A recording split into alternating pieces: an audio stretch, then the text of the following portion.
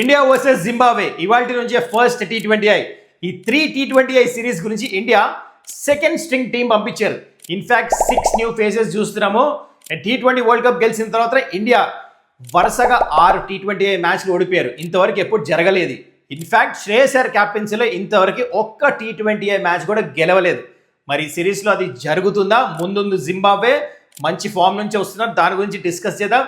And also Vaibhav సూర్యవంశీకి ఇది favourite ground, అది ఎందుకో మీకు ఎక్స్ప్లెయిన్ చేస్తా. అండ్ ఫైనలీ పిచ్ కండిషన్స్ ఏంటి, హరారే గ్రౌండ్ ఫాస్ట్ బౌలర్కి సూట్ అవుతుందా, స్పిన్నర్స్కా, జింబాబ్వే బౌలర్స్ ఎట్లున్నారు, ఇండియా ప్లేయింగ్ 11 ఎలా ఉండబోతుంది, నేను ఫైనలీ అప్సెట్ అయినా మనం చూస్తున్నామా లేకపోతే ఇండియా డామినేట్ చేస్తారా first T20I? Everything in this video.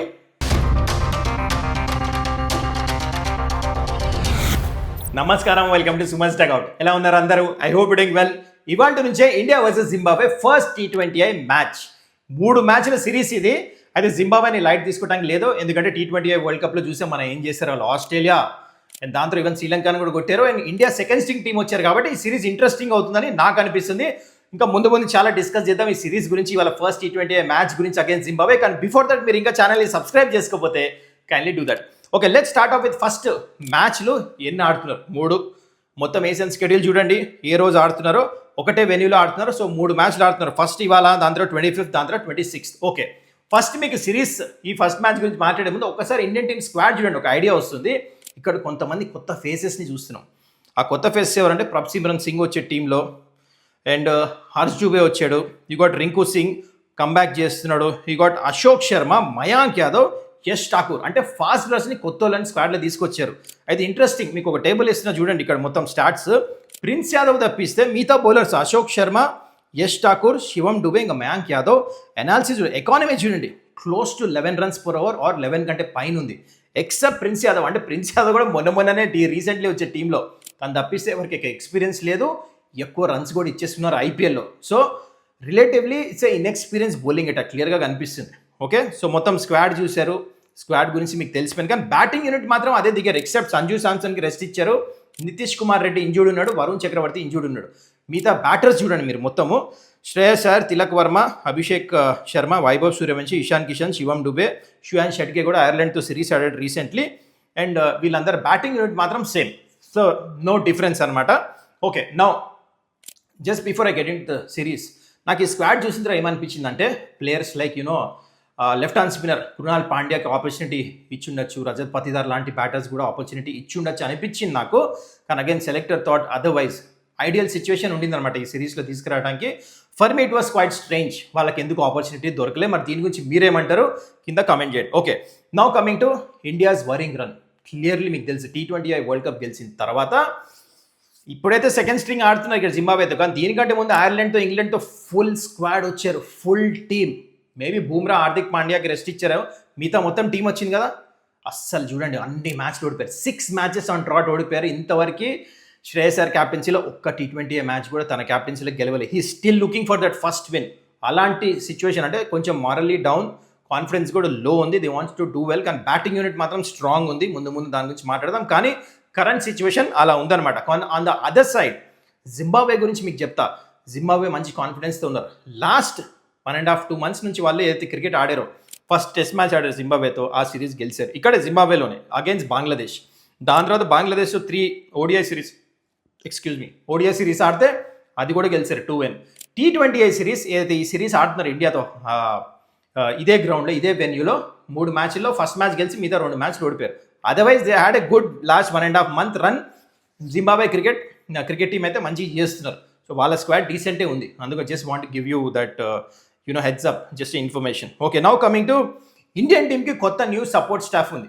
అంటే ఇంతకుముందు మన గౌతమ్ గంభీర్ కానీ, that Sitanshu Kotak batting coach, Morne Morkel, Ryan ten Doeschate వీళ్ళందరూ ఉన్నారు. కానీ ఇప్పుడు ఈ సిరీస్ గురించి VVS Laxman, Hrishikesh Kanitkar batting coach, and Sunil Joshi తనేమో బౌలింగ్ స్పిన్ కోచ్, అదే మొత్తం బౌలింగ్ కోచ్ అనుకోండి మొత్తం.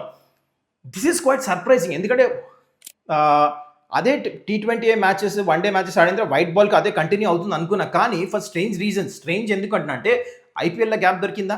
ఈ కోచెస్ ఎవరు, they were not part of any IPL team. Almost 2.5 months once gap దొరికిన తర్వాత, ఐఎమ్ టాకింగ్ అబౌట్ మొత్తం గౌతమ్ గంభీర్ వీళ్ళందరూ కోచింగ్ స్టాఫ్ ఇంతకుముందు సిరీస్ దాకా ఉన్నారు. దాని తర్వాత వాళ్ళు 10 మ్యాచ్లు చేశారు ఐపీఎల్ తర్వాత. 10 మ్యాచ్లు చేసిన తర్వాత మళ్ళీ ఇప్పుడు రెస్ట్ ఎందుకు? This was quite surprising. అంటే ఎందుకు దీని తర్వాత మళ్ళీ ఇంకో 1 మంత్ గ్యాప్ ఉంది శ్రీలంక సిరీస్కి. సో ఈ సిరీస్కి ఎందుకు రాలే అని చెప్పేసి that's a big question mark. But I'm happy to see VVS Laxman by at the help. ఇంత ముందు కూడా తన అండర్ ఎప్పుడు సౌత్ ఆఫ్రికాలో సిరీస్ తనకు వచ్చినప్పుడు కూడా సౌత్ ఆఫ్రికన్ అంటే మొత్తం కంప్లీట్ డామినేట్ చేసి ఆ సిరీస్ గెలిచాం, చూసాం ఇంత ముందు. So he's a brilliant coach, యంగ్స్టర్స్ని మంచిగా అండర్స్టాండ్ చేసుకుంటాడు. Okay, anyways Indian inexperience bowling attack గురించి మీకు ఆల్రెడీ చెప్పాను. అయితే ఇక్కడ వైభవ్ సూర్యవంశీ గురించి చెప్పాలి. వైభవ్ సూర్యవంశీ ఈ గ్రౌండ్, హరారే గ్రౌండ్ చాలా ఇష్టం. ఎందుకంటే ఇదే గ్రౌండ్లో తను ఆ 175 అండర్-19 వరల్డ్ కప్ ఫైనల్లో కొట్టింది, దుమ్ము లేపేశాడు. ఎట్లాంటి నాక్ ఆడాడో మీకు తెలుసు కదా. సో వెన్యూ తనకు మంచి అలవాటు, ప్లస్ ఆల్రెడీ బాగా ప్రాక్టీస్ చేసేసి వస్తున్నాడు వైభవ్ సూర్యవంశీ. అయితే డ్రాప్ అయ్యాడు ఆ 3 మ్యాచ్ల తర్వాత, రాగానే రాజస్థాన్ రాయల్స్ అకాడమీ వెళ్ళిపోయి ఫుల్ ప్రాక్టీస్ చేసి ఫిట్నెస్ చేసి రెడీ అయ్యి వస్తున్నాడు. సెంటర్ వికెట్ ప్రాక్టీస్ చేసి కొన్ని విజువల్స్ కూడా సోషల్ మీడియాలో చూసాం మనం. So is in fantastic form. నాకెందుకు అనిపిస్తుంది this is going to be the rise of Vaibhav Suryavanshi in international cricket.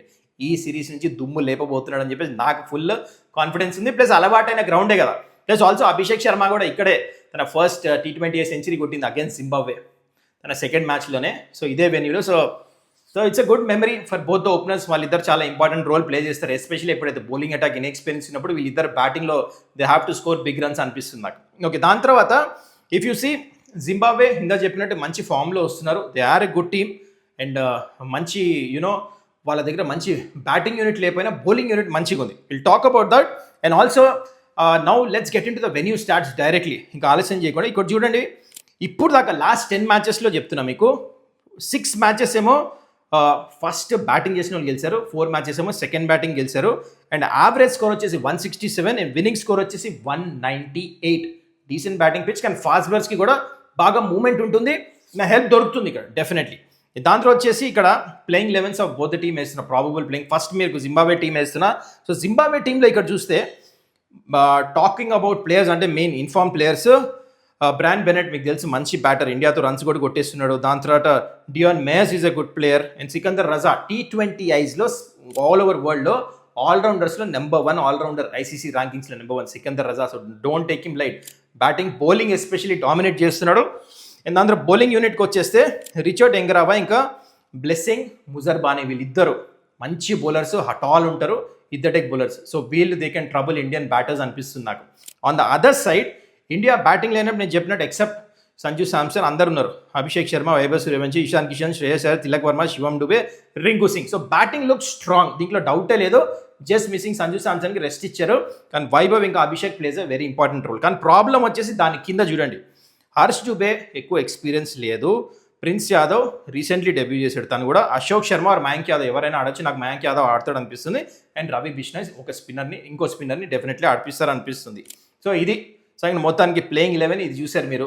So ఇంకో ఇప్పుడు మ్యాచ్ విషయానికి వచ్చేస్తే నాకు అనిపిస్తుంది it is India batting versus Zimbabwe bowling. India మంచి స్టార్ట్ వచ్చి పెద్ద రన్స్ కొడుతుంది, ఈవెన్ ఒక 170, 180 దాకా చేరుకుంటే I think Zimbabwe batters will find it really difficult. ఒకవేళ జింబాబ్వే ఒక 190, 200 దాకా వెళ్ళి ఇండియా చేజ్ చేస్తుంటే మాత్రం మళ్ళీ డిఫికల్ట్ అవ్వచ్చు, ఎందుకంటే జింబాబ్వే దగ్గర మంచి బౌలింగ్ అటాక్ ఉంది.